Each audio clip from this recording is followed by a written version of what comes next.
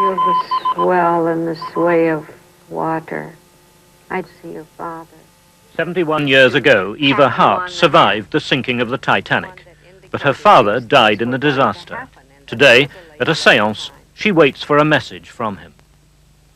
And your father is just as talkative as ever.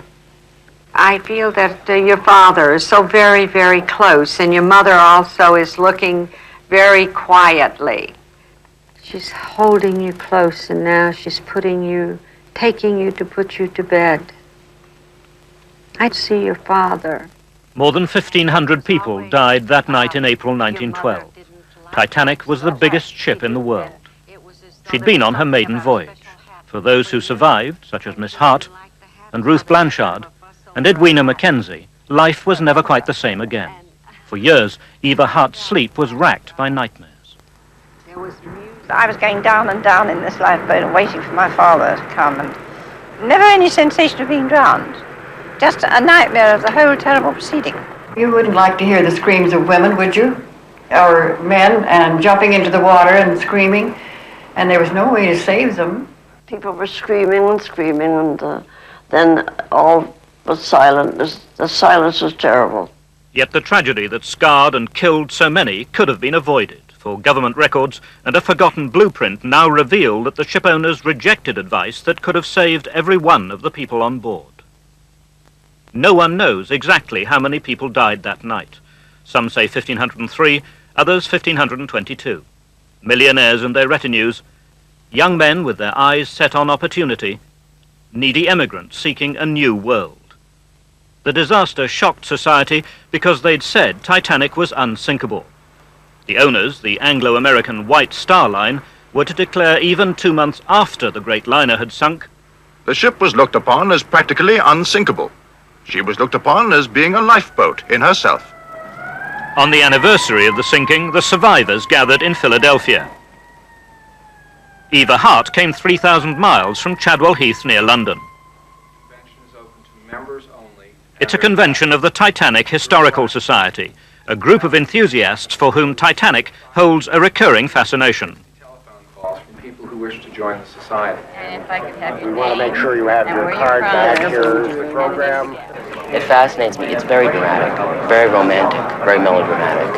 And aside from the fact that it's a great tragedy, many people died, there is still something that draws you to it. I think that this whole thing about all these people being on this one ship, and I think we tend to project ourselves onto the ship. We want to be John Jacob Astor, and we want to be Ben Guggenheim. So we're getting into those boats, literally getting into the boats, you know. If you're lucky. If you're lucky, right. Edwina Mackenzie, who's 98, traveled from California to attend the convention. Hi, everybody. Hello. Hi, here, Kelly. I've been obsessed with it since I was a child, and I feel very personally about it, almost religious. It's a spiritual thing for me. Ladies and gentlemen, look up here. This is going to be it, and then I'm going to have to ask them to join. 5 survivors are there. George Thomas traveled from Michigan. Thank you very much. Steve, you look pretty good. Thank you. I never thought I would see the day when I would meet one of these people. It's like meeting a movie star or the president. It's very gratifying. My grandmother's boyfriend went down on the Titanic. Quig Baxter, he was in first class. Could be I walked the decks of the ships in a previous life for all I know, but it always has been of interest to me. Since when? I read the book when I was 9 years old. Now, is there anything else in your life about which you could say that? Not really. No. The death of Titanic has given birth to a multitude of books and films and legends. The facts are extraordinary enough. Same book. The Titanic is the greatest example of if anything bad could happen, it will. Nothing went right for her. If anything could have gone wrong, it did.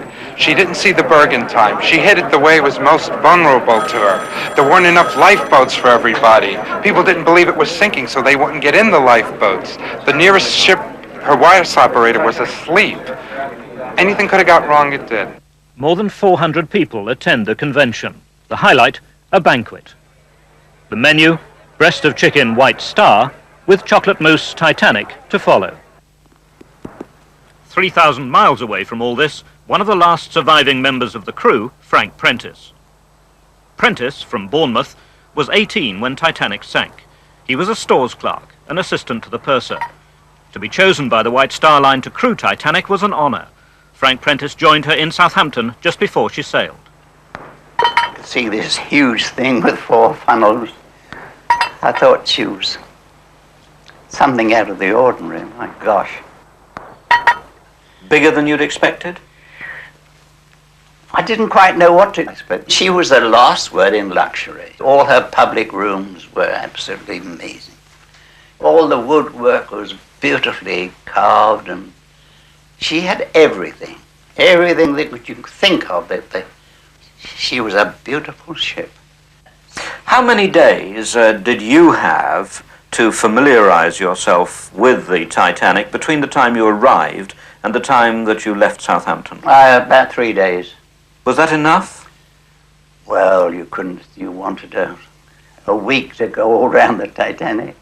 Did you have any lifeboat drill? We had no lifeboat drills, and the list of lifeboats, I believe, was put up in the galley about the day that we struck an iceberg. Nobody knew where their boats were. Lifeboats were a thing that they weren't necessary. You see, we were on a ship that was unsinkable. The Titanic was born here at Howland and Wolff shipyard in Belfast, Northern Ireland. She was one of a pair of sister ships being built simultaneously, the Titanic and the Olympic. They towered side by side above the concrete slipways as high as 15-story skyscrapers covered in a tracery of steel supports. They built special slipways a quarter of a mile long. The men who worked there 80 years ago poured into Titanic and Olympic their pride and expertise, as they recalled 60 years later. I would say that the Titanic was the last word in craftsmanship, in shipbuilding craftsmanship. A lovely ship, one of the greatest ships I ever want to see. Lovely, all good accommodations and everything for the passengers that was going on it. She was a lovely ship and well built. There hasn't been anything like it done since. So beautiful and technically sound, built with 16 watertight compartments, designed to make her, in practical terms, unsinkable. Any 2 of these bulkheads could be breached, and Titanic would stay afloat. And so the legend of invincibility grew. In 1911, they built this model of Titanic as part of a publicity drive. Titanic's job was to capture a hefty share of the transatlantic market for White Star, to persuade those who were emigrating from Europe or traveling on holiday or on business to use White Star rather than, say, Cunard. The market was enormous. First of all, there was the cream of the market, the first-class passengers. And White Star, I think, was probably, with the Olympic and Titanic, moving into the top upmarket position, because the new ship is always the one that gathers the fashionable passenger clientele. The steerage passengers, which was the emigrant trade across the North Atlantic, was colossally big.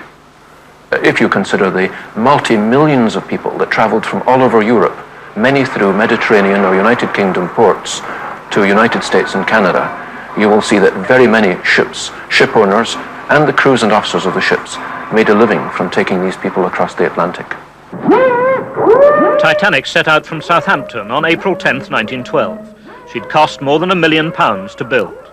She was licensed to carry 3,500 passengers. She was to live only 4 days. The Hart family were off to start a building business in Canada, but Eva's mother was worried. My mother, who had been very apprehensive about the whole thing and didn't want to go, I had this very firm premonition of trouble of some kind, but she really didn't know what it was. But the moment she knew that we were going in the Titanic, she said, now I know why I'm frightened. And that is because this ship was declared by the builders to be unsinkable. And her expression was that was flying in the face of God. Flying in the face of... In the face of God. But of course my father pooh-poohed this idea, and of course my mother agreed to go. As we got to the gangplank to go aboard, she stopped, put her hand on his arm, and she said, I will ask you just once more, will you please not go? And he said, no, I'm going. Having left Southampton, she called at Cherbourg on the evening of April 10th and then made for Queenstown in Ireland. A couple of tenders came out with passengers and mail and a little bit of specie. Gold and silver bars, you know. What, to take to America? Yes. The Titanic left Ireland on April the 11th. She'd picked up more passengers, and she now carried more than 2,200 men, women and children. Edwina Mackenzie was 27. She was off to visit her sister. We had a very wonderful cabin.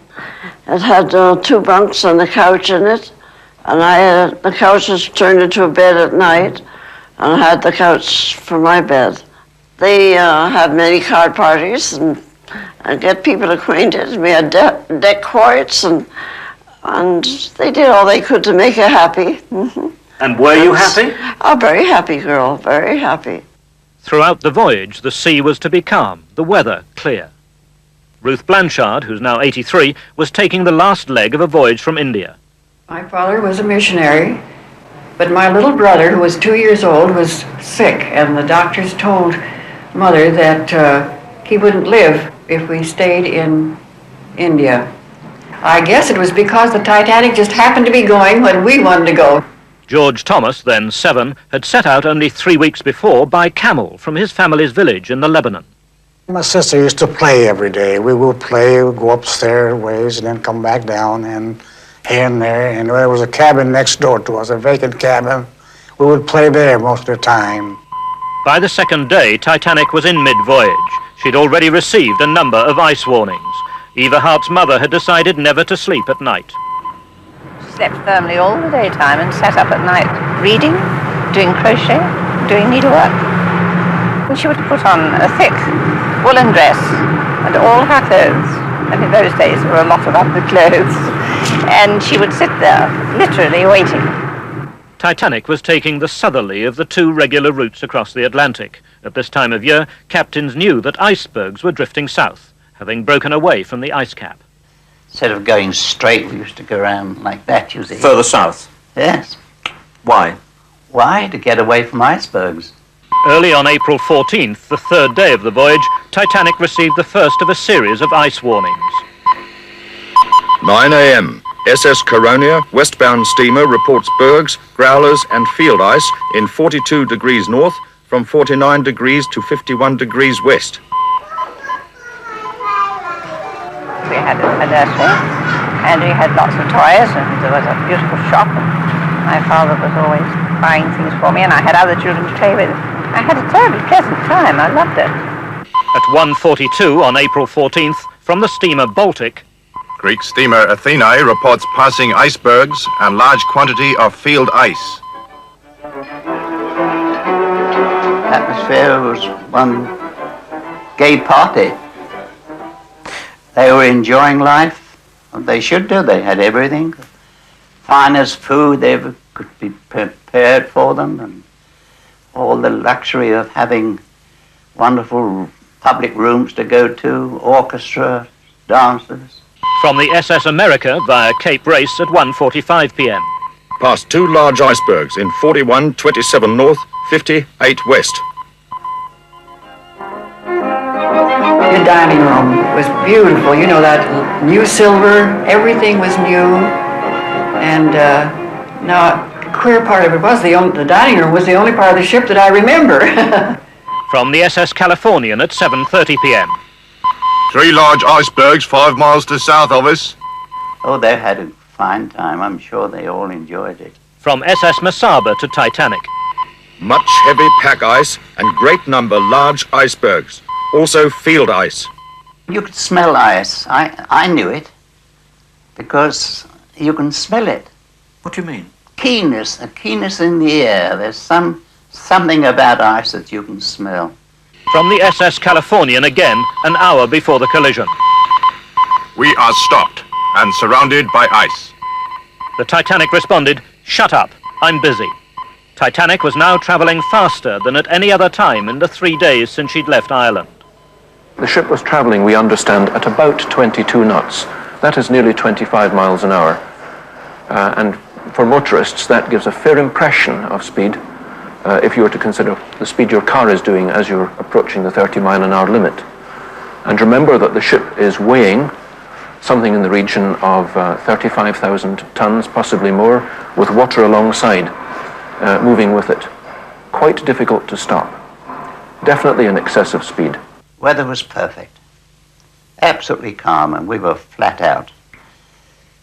We were out to break a record. Being a maiden voyage, they may well have been trying to get a convenient docking time in New York to suit the passengers and to get maximum publicity. I was talking to a pal of mine. He was sitting on my bunk. All of a sudden, she came to a halt. There was no fuss. It was like putting your brakes on a car and you gradually came to a halt. And I went for it on the promenade deck, and I looked down. I couldn't see any damage at all above the waterline. What I did see was ice in the well deck, the forward well deck.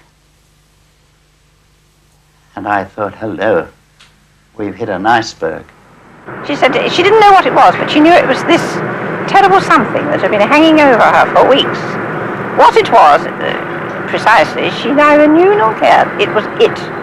I saw the purser, and I said, Mr. McElroy, if I can do any good, you let me know. If the best thing you can do is get back into bed, you catch your death of cold. My father picked me up out of bed, wrapped a blanket around me, carried me, and put me down with my mother by a lifeboat, and he said, now don't move from here.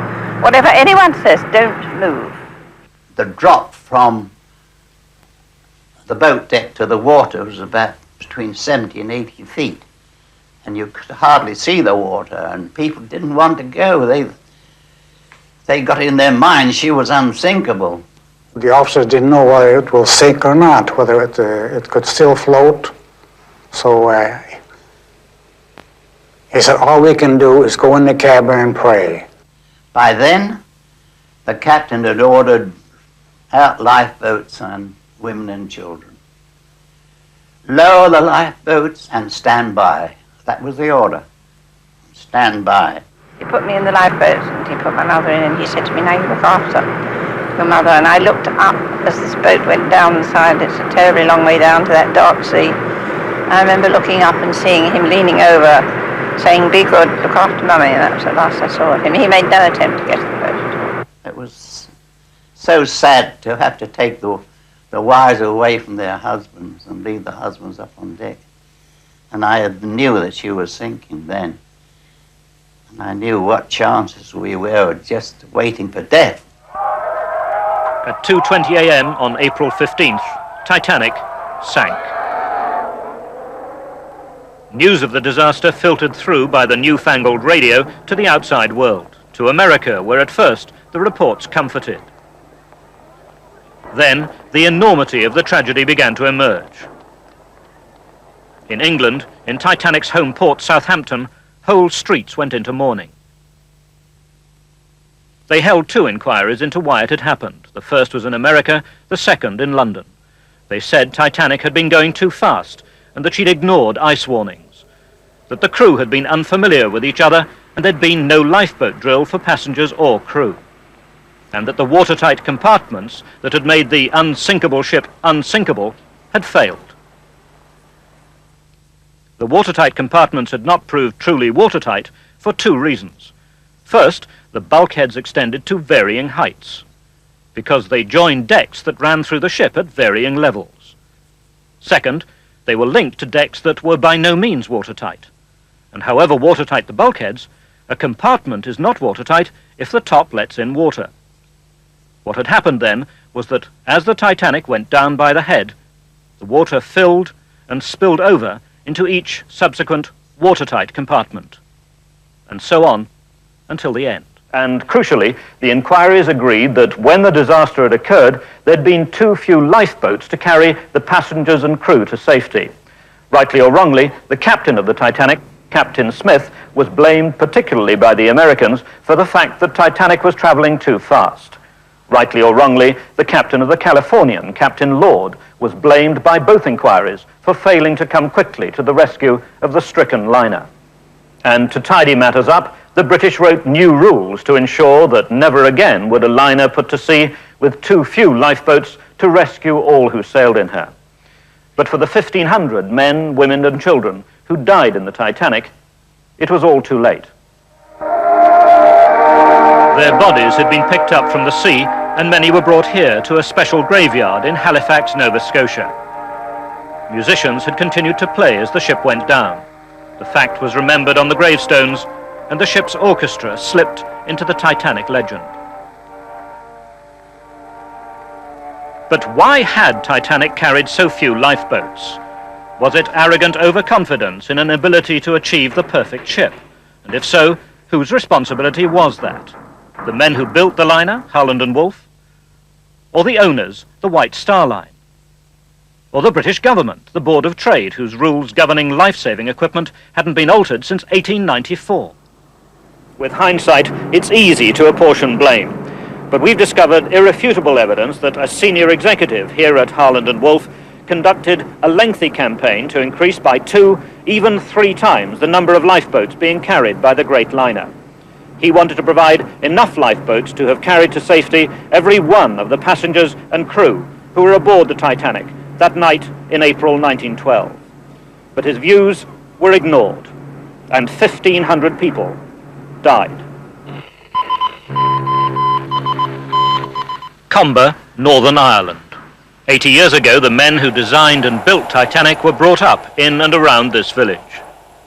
At the turn of the century, shipbuilding was among Ireland's biggest industries, and the Andrews family were among the province's biggest employers. They ran, and still run, a flax mill in the heart of Comber.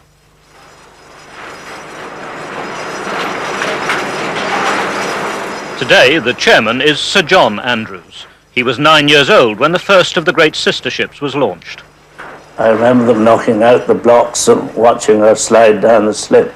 When you saw nearly 50,000 tons sliding down into the sea, it couldn't fail to impress you.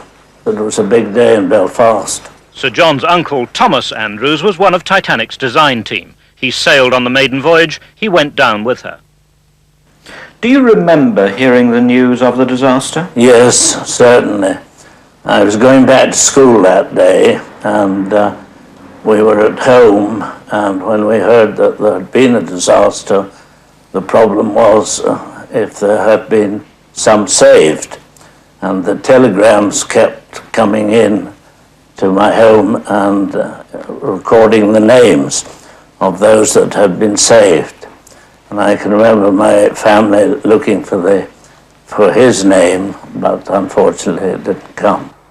The life of Thomas Andrews, shipbuilder, is remembered by this memorial hall across the road from the flax factory. It's now a school, and to mark the 70th anniversary of the sinking of Titanic, the children there mounted an exhibition. She was thought to be unsinkable, and she did sink. The Titanic sank, and there was only 16 lifeboats. Everybody was panicking, trying to get into a lifeboat. I think it was very sad because there was a lot of people drowned and froze to death. We saw a film of it, and whenever I saw the second part, I was crying. Why was that? Because it was frightening. During the negotiations over the building of Titanic, 2 other members of the Andrews family represented Howland and Wolff, the shipbuilders. They were Lord Pirrie and Alexander Carlisle. They were brothers-in-law and privy councillors. Carlisle was chairman of Howland and Wolff's managing directors. And in 1908, it's said that Carlisle was worried about the safety of the people who would travel aboard the new giant liners. Oh, I'm sure this is right. Is that not why the ship was built in such a way that there were these compartments that were supposed not to be able to be flooded? The watertight compartments? Watertight compartments, that was the whole point. Carlisle was later to tell the London Inquiry, "Personally, I consider there were not enough lifeboats. I have said so over and over again." And as evidence of his concern, he revealed that in 1909 he had contacted a company in Sweden, the Welin Davit Company, to find out if it were possible for ships' davits to carry more than one lifeboat. Wellins still make davits for customers all over the world. They have factories in Sweden, Britain and the USA. With only relatively minor improvements, the best way of saving people from a sinking ship is still to lift them off in boats by these small cranes or davits. So, in 1909, Carlyle drew up his requirements and Axel Wellin drew up a plan. It would have provided between twice and 4 times as many lifeboats for Titanic, enough and to spare to carry every soul to safety. At Carlyle's request, they produced a model, like this, especially for Titanic and her sister ship, the Olympic. The boats would be slung from a new type of davit. It would be called the Wellin double-acting quadrant davit, a maneuverable davit that would be capable of lifting and lowering 2, 3, or even 4 lifeboats. In 1909 then, 3 years before Titanic sailed, Carlyle and Lord Pirrie took the plans to the owners, White Star, who were represented by the company chairman, Bruce Ismay, and Harold Sanderson. Ismay was to sail aboard Titanic and survive. He was later to be branded a cowardly villain, the chairman and managing director who'd left the sinking ship while others had stayed to die. Yet the part Ismay played in the Titanic story was much more fundamental than that. The idea for the ship had been born at one of his dinner parties. Throughout the planning, he made the decisions.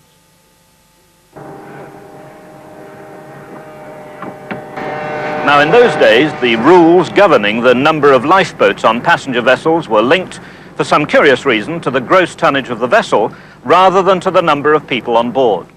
The rules were drawn up by the Board of Trade, and they were badly in need of revision. No alterations had been made in the rules since 1894, and the size of vessels had grown rapidly in 15 years. This list of the world's biggest ships shows how much of a giant Titanic was. Yet the British rules made no distinction between the 10,000-ton vessel and the 45,000-ton vessel. Anything over 10,000 tons had to carry lifeboats for only about 1,000 people, even though Titanic was licensed to carry 3,500. With hindsight, it was morally reprehensible. But the situation was much more complex than appears on the papers. There was a groundswell of opinion within the country among ship owners, and to a greater extent among shipbuilders, who probably had less political power than the ship owners, that something had to be done about the lifeboat regulations. 70 years ago, Wellins, the davit builders, anticipated this change in the rules. Today, Gunnar Ewards recalls that his father worked with Axel Wellin, who had designed the new maneuverable davit. Wellin thought, well, look, we've got to get enough boats with the seating capacity of the whole crew passenger lot on the ship. And therefore, as deck space is not available, it's limited, this was the solution. Because he could see that this was something that was, really serious, and that sooner or later something was going to happen. 70 years later, it all seems so obvious. If a ship carries 3,500 people, she needs seats for every one of them in a lifeboat. So why did the Titanic sail with places for only 990, plus 188 in collapsible dinghies? A situation that, in the event of disaster, must mean that 2,300 people would be left behind. Well, firstly, because White Star Line were required by law to carry no more than that. Yet, whatever the law required, the shipbuilders were recommending an increase in the number of lifeboats. Why then didn't White Star take Carlyle's advice? That question was never answered at either the British or the American inquiry, quite simply because the owners, White Star, were never asked the question.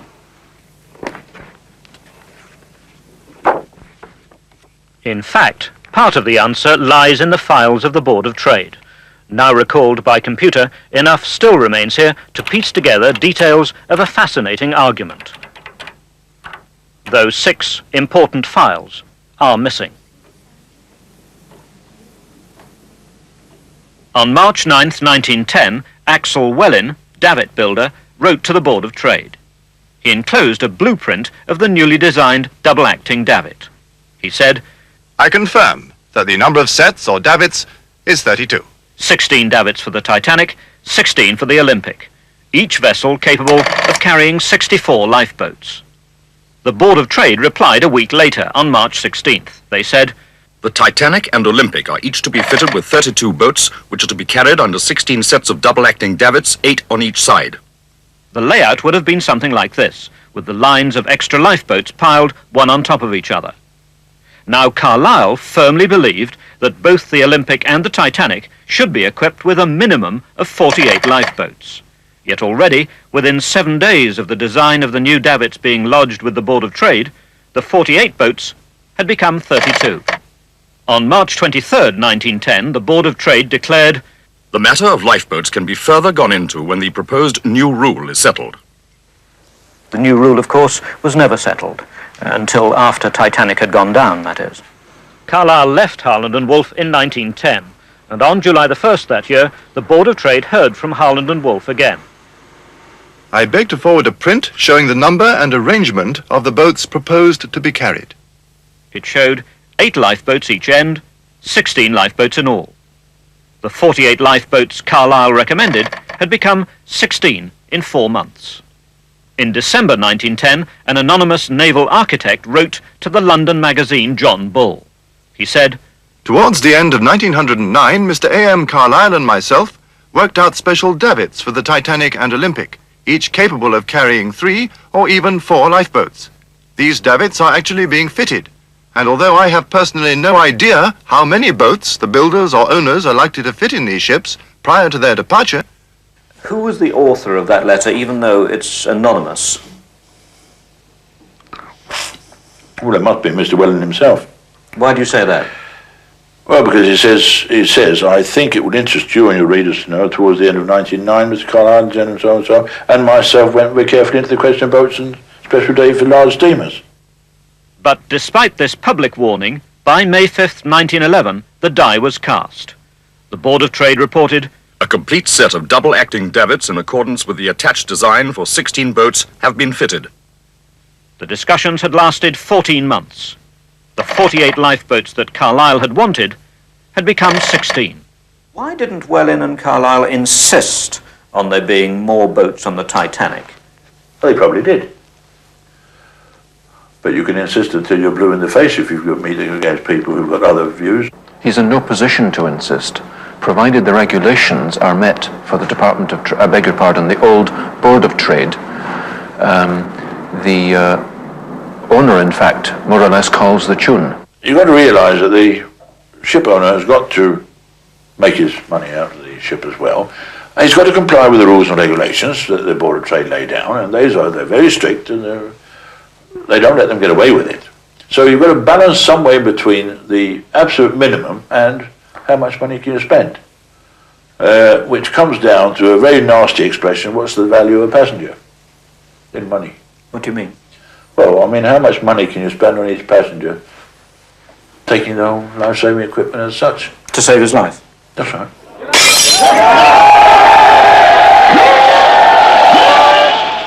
That same month, May 1911, the Titanic was launched here in Belfast.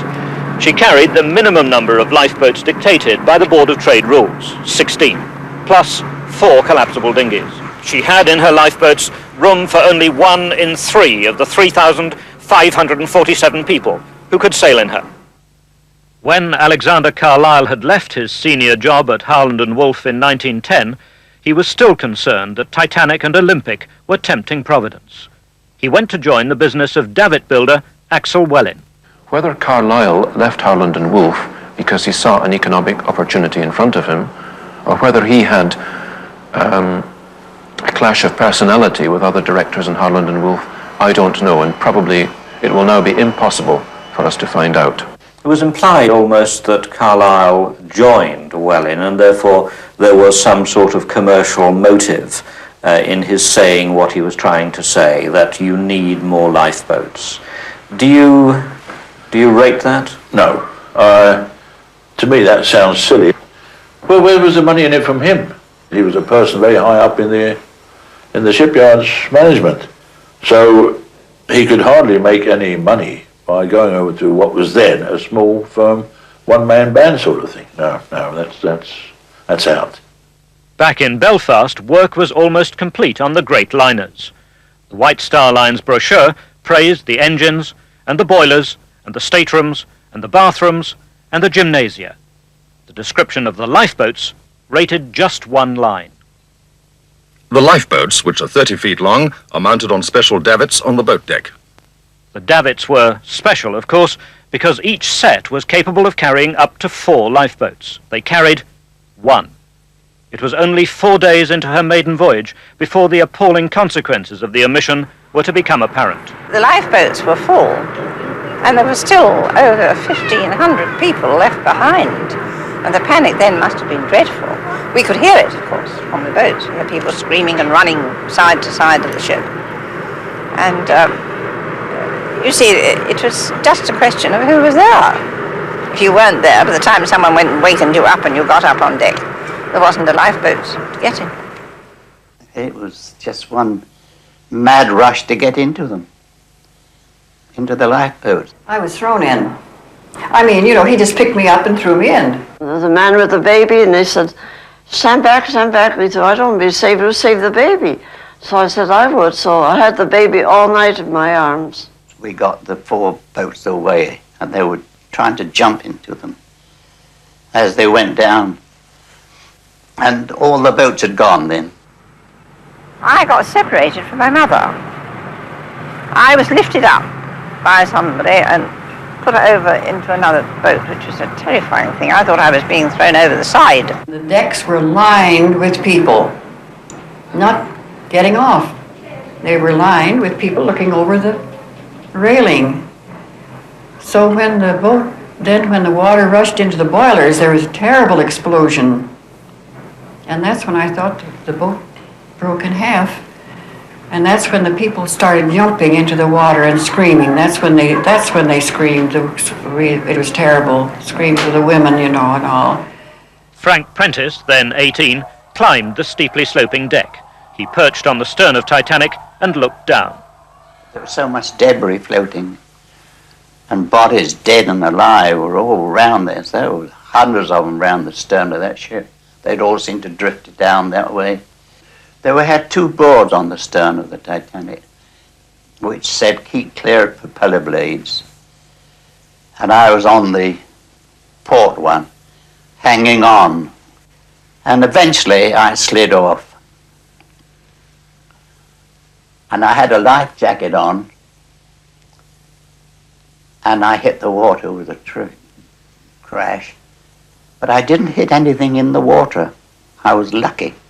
Very lucky. When we rode out, I don't know how far it was, but it was beautiful, just a beautiful sight. It was, all the lights were on in the Titanic, and it was listing just a little bit in the front, you know, going down. But it was a beautiful sight. Cold, freezing. That's what killed everybody. They didn't last long.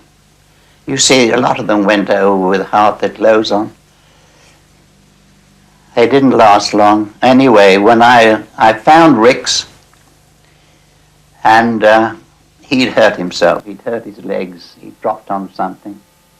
And he didn't say very much. He was a great big fellow, too. Very good swimmer. And he died. And I was eventually, I seemed to be all by myself. The cries of help and prayers had all subsided, and everything was quiet. And then we looked back, and the lights were gone, and the sun was over with, just like that, you know. And it's just a few minutes, and there was nobody there anymore. And when it's over, and these people are dead, and they're drowning as the screams have stopped, it is a dreadful silence. It's as if the whole world stands still. In New York, the next of kin waited anxiously for news, and the post-mortem began. The U.S. Senate inquiry said that the White Star liner had been navigated without due care. Titanic was going faster than at any other time in the voyage, and they questioned company chairman Bruce Ismay's role in the disaster. I think the chairman of the board of directors being aboard always has an influence on you one way or another, whether you like it or not. Looking over your shoulder? Yes. And of course we do have a situation where one of the radio messages finished up in his pocket. It's very unfortunate for White Star Line that came out in the inquiry. They blamed the nearby Californian, hove to in the ice, for failing to come to Titanic's rescue. And they blamed the British government's Board of Trade for obsolete and antiquated shipping laws. The British inquiry was held here in the London Scottish Hall, around the corner from Buckingham Palace. In many ways, it was a whitewash, a cover-up. Carlyle's evidence of his conversations with the White Star Line was given little weight, and the White Star representatives, Bruce Ismay and Harold Sanderson, denied they had ever seen the sketches recommending more lifeboats. The ship owners were adamant. Did you personally examine the designs for the lifeboats? I did not. Will you tell me who amongst your officials would be responsible for accepting or rejecting a design of this kind? I never saw any such design, and I do not know that anybody connected with the White Star Line saw such a design. I suggest to you that a design was submitted which would have provided sufficient lifeboats to take off everybody on board and was rejected by the White Star Line. I tell you, I have never seen any such design. You have no recollection of seeing the design at all? No. I have no recollection of seeing the design which showed the Titanic fitted up for 40 boats. Have you ever, until today, heard that there was a design for the Titanic by which she was to be provided with 40 lifeboats? No, my lord. Now, this exchange took place on June 4th, 1912. 6 days later, Alexander Carlyle began his evidence. He produced his designs for 64 boats and 32 boats. Were these plans ever submitted to the White Star Company? 2 or 3 times. To whom were they submitted? The individual, I mean. To Mr. Ismay and his co-director. But Mr. Ismay was the only one who spoke or said anything about it. Who was the other director? Mr. Sanderson was present at 1 or 2 interviews. I came over from Belfast in October 1909 with these plans, and Mr. Ismay, Mr. Sanderson, Lord Pirrie, and myself spent about 4 hours together. When did this interview take place? One took place in October 1909, the other in January 1910. Am I to understand you advised them to install 64? I merely put my ideas before them. Did you say there ought to be 64? I did not. Did you think there ought to be 64? I thought there ought to be a very much greater number. Did you think there ought to be 64? I thought there ought to be 3 on each set of davits. How many would that make altogether? 48 boats. You thought there ought to be 48? Yes. Whereas in point of fact, how many were there? 16. You thought there ought to be 3 times the number. Did you say so? I believe I did, but I could not swear. But it is a very important matter, is it not? You see, I never put my ideas on paper unless I thought they were what should be carried out. Now, Ismay the owner and Carlyle the builder couldn't both be telling the truth. So what did Ismay's co-director in White Star, Harold Sanderson, have to say on the matter? Remember, Carlyle said he'd shown the sketches at least twice to both Sanderson and Ismay. I am quite sure that the managers of the White Star Line never saw the sketch and never heard of it until after the Titanic accident. Yet, undeniably, the Titanic was fitted with revolutionary new davits, each capable of taking up to 4 lifeboats. The contemporary model of Titanic shows it, and the owners had paid good money for these new davits. Is it likely, then, that they'd never heard of any suggestion that more lifeboats were needed? After a break, Mr. Sanderson went on in more general terms. What happens is that the plans for the ship are submitted to us and we examine them around the table. I should have thought there would have been correspondence on the subject of lifeboats. Well, there may be, but I have no recollection of it. I will have it traced if there is. This is the correspondence on the subject that still remains in the Public Record Office. It traces over a 14-month period between 1910 and 1911 the decrease in the number of lifeboats for the Titanic and the Olympic, from Carlyle's declared wish for 48 lifeboats to the figure of 16 that was to prove so fatal for so many. Titanic was the 53rd ship Harland and Wolff had built for the White Star Line, 53 projects during which mutual trust and respect had been built up. Each knew the other's method of working. Nowhere else in the records can we find a major instance of the shipbuilders' recommendations being rejected by the ship owners. Is it conceivable that White Star Line could not have known of Carlisle's concern about the lack of lifeboats? I think it is very unlikely that they did not know, because the shipbuilders, in fact, would undoubtedly have brought this concern to the attention of someone within the White Star organization. I'm almost certain it was passed over. Even though the chairman actually denied it? Even though the chairman denied it in court, yes. Could White Star not have known about Carlisle and Welling's concern about the lack of boats on the Titanic? No. That, I think, is definitely out. Neither Ismay nor Sanderson was ever recalled to answer the allegations made by Carlisle. The examining commissioner, Lord Mersey, never asked them the questions raised by Carlisle's evidence. Despite the death of 1,500 people on June 5, 1912, in evidence to the British inquiry, Harold Sanderson, director of the White Star Line, declared, I still do not feel that it would be a wise or necessary provision to provide boats for everybody on board ship. To understand this extraordinary statement, made even after the worst disaster in maritime history, it's necessary to understand what had been White Star's attitude to lifeboats. Lifeboats, according to Ismay and Sanderson, had been necessary only if the Titanic had broken down. Then they'd have been needed to ferry passengers from an unsinkable Titanic to the rescuing vessels that would have hurried to her aid. Besides, the Titanic had complied with the law, and that was that. Yet, to do merely what the law requires isn't always enough. We know now that the unsinkable could sink. And what if there'd been a fire and it had swept through the ship? Where would the passengers have found refuge then without enough lifeboats to flee in? That winter, the Olympic, the Titanic sister ship, slipped quietly back into Harland & Wolff shipyard here in Belfast for a refit.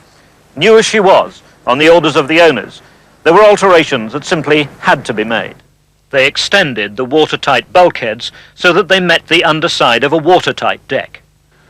If that had happened in the Titanic, she would have survived much longer, possibly have totally survived.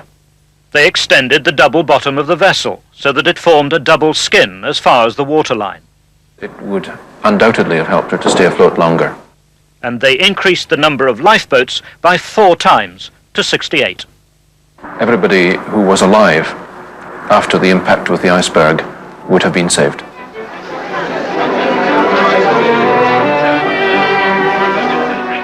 After Titanic, never again were vessels permitted to travel across the Atlantic so far north when ice was breaking and drifting. After Titanic, regular lifeboat drills became compulsory. After Titanic, there was a place for everyone, passengers and crew, in the lifeboats. Yet, after Titanic, the White Star Line's denials that they'd ever considered increasing the number of lifeboats were never challenged. But the past makes a habit of turning up in the present. Among the exhibits assembled here at the Merseyside Maritime Museum was this document. It's a blueprint. It was prepared by the Welin-Davitt Company for Harland & Wolff. It shows the layout of the lifeboats on the Titanic, 16, just as it was on the day that she sailed. But it also shows this, 16 additional lifeboats. It says so clearly at the top of the plan. And if there was ever any doubt that the White Star Line considered the possibility of providing more lifeboats for the Titanic, this blueprint dispels it. Because this plan was found among White Star Line's possessions, handed over to Cunard when the two companies merged in 1934. This blueprint is proof that White Star did consider providing an additional 16 lifeboats for the Titanic. 16 lifeboats that would have saved another 800 lives. The plan has been at the museum 10 years, its importance unrecognized. After Titanic, Bruce Ismay retired from the chairmanship of White Star and from public life. He's buried in Putney Vale, London. Alexander Carlisle, who'd collapsed in tears at the Titanic memorial service, died in 1926.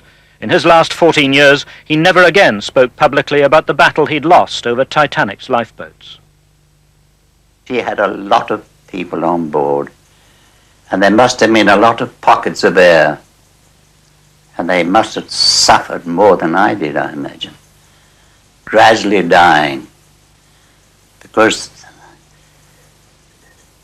there were bulkheads all over their place. And people, some of them didn't leave their cabins even. And they must have died in their cabins. And they must have had a lingering death.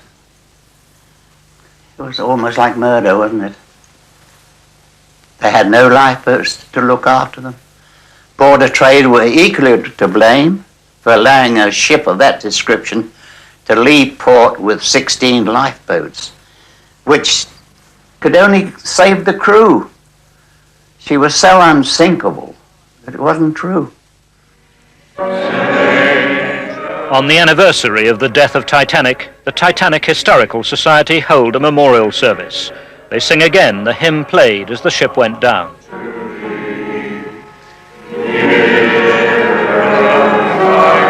They called the disaster an act of God. Was it not much more the result of the foolishness of man?